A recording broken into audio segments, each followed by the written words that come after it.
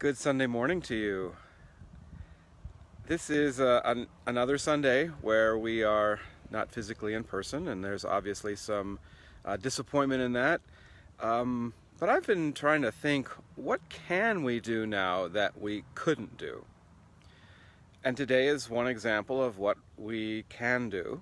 Our service is going to include voices from around the United Church of Christ. It was put together by the Council for Conference Ministers.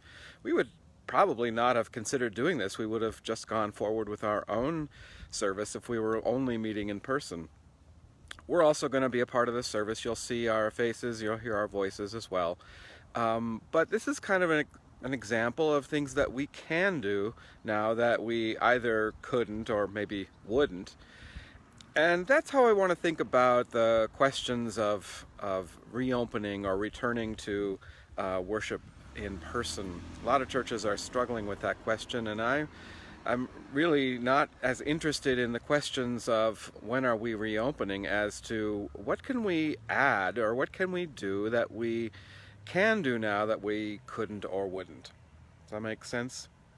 I want to focus on what our opportunities are, and that's personally where I'm going to put my energy, as opposed to when can we get back together in person. I want to keep getting together across the country with our friends who are with us. Patty Carpenter, for example, who's watching right now.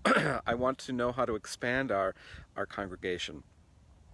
That's what I'm thinking about today. What can we do that we couldn't before?